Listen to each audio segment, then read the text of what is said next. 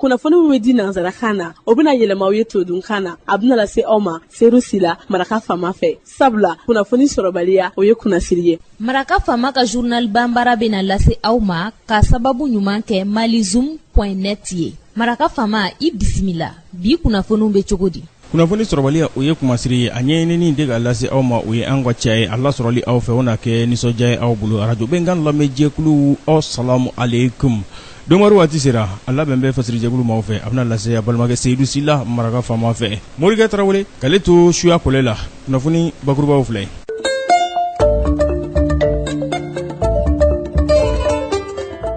Ministre ɲɛma Sumaworo Bube Mayiga a ye bisimilali kɛ kunungo a tun bɛ jamakulu ko fɔ minnu bɔra comité des sanctions des nations unies n'o ye kuluba ye mun ɲɛsin bɛ ɲangili kama ka na Mali kɔnɔ a ɲɛminɛ a tun bɛ Olaf Skok bolo n'ale ye ambassadeur ye Royaume du Suède o tɔgɔ la ONU kɛrɛfɛ.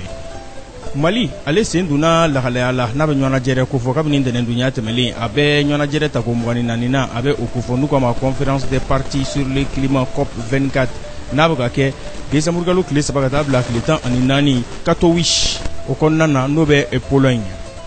Coordination des comités syndicaux, direction de l'administration et des finances DAF, direction des ressources humaines DRH, cellule de planification et de la statistique CPS et direction finance et du matériel DFM Barabla ye a dabɔ kabini ntɛnɛndonya tɛmɛlen a bɛ tile 15 bɔɲɛnko a bɛ o ko fɔ yasa u ka bila o hakɛ minɛn kɔnɔ. Dongwari la kumabaw olu ye nin ye minnu bɛna walawala aw ye sisadani na aw ni ce maraka faama ka journal banbara lamɛnli la aw bisimila. An bɔra k'a fɔ sisan ministre ɲɛma Sumaworo Bube Mayiga a ye bisimilali kɛ kunungo a tun bɛ jamakulu ko fɔ n'u ko ma délégation comité des sanctions nations unies o tɔgɔ la n'o ye kulu min sigin bɛ ɲangili kama ka na Mali kɔnɔ a ɲɛminɛ a tun bɛ Olaf Skok bolo ale ambassadeur ye nɔbilako la Royaume de Suède o tɔgɔ la diɲɛ tɔnba ONU o kɛrɛfɛ. Suède jamanaden n'o ye ambassadeur ye a n'a tɔɲɔgɔn minnu bɔra conseil de sécurité kɔnɔna na n'o ye kuluba min sigin bɛ lakana kama diɲɛ bondakun sanfɛ ONU o kɔnɔna na u nana ka na hakili falen falen kɛ u ni Sumaworo Bube Mayiga ni ɲɔgɔn cɛ ministre ɲɛma yasa accord a kɔnɔko waleyali a bɛ lahalaya min na u bɛ se ka ɲɛdɔn o la cogo min na bɛn ni kelenɲɔgɔnya sira bɛ ka taama cogo min na u bɛ se ka ɲɛdama kɛ o fana la cogo min na ɲangili ale bɛ bɔ conseil de sécurité ale de yɔrɔ n'o bɛ laɲini gouvernement fɛ Mali tɔgɔ la wa wali yɛrɛ gouvernement fɛ kabini san 2017 waati dɔwɛrɛ tɛ yasa accord kɔnɔko a bɛ se ka lajɛya cogo min na a waleyali a siratigɛ fɛ a lahalayaw olu ka nɔgɔya.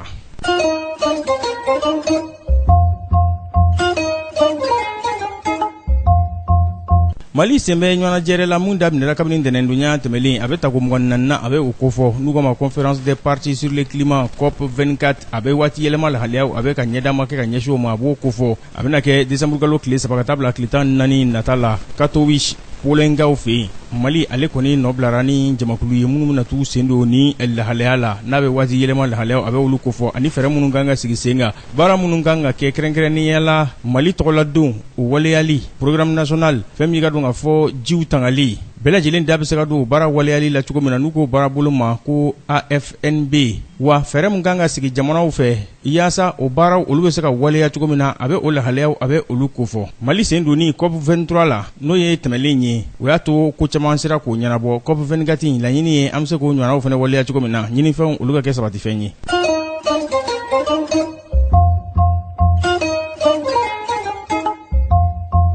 Coordination o tɛ jɛrɛjɛkulu o tɛ u kofɔ wa minnu bɛ sɔnna jɛkulu tɔgɔ la minnu n'olu bɛ direction de l'administration et des finances o kɔnɔna na n'o ye DAF ye bakuruba fɔ la direction des ressources humaines DRH cellule de planification et de la statistique CPS direction des finances et du matériel DFM primature ani ministériso tɔw tɔgɔ la u ye baarabila u ye o waleya kabini ntɛnɛndonya tɛmɛlen tile 15 bɔɲɛnko a bɛ o kofɔ u ko laɲini tɛ dɔwɛrɛ ye olu ka bila u ka hakɛ minɛn kɔnɔ u ko a tako fɔlɔ o daminɛra ntɛnɛndonya tɛmɛlen o bɛna kuncɛ jumadon décembre kalo tile 8 tako filanan o bɛna kɛ tarata don décembre kalo tile 11 de ka taa kuncɛ jumadon décembre kalo tile 14 baarabila waleyaba ninnu u ko olu bɛ wajibiyali de kɛ sariya bolo minnu bɛ yen nɔ ni dɔ taara juillet kalo tile 5 san 2018 dɔ taara août kalo tile 8 san 2018 olu bɛ se ka bonya cogo min na.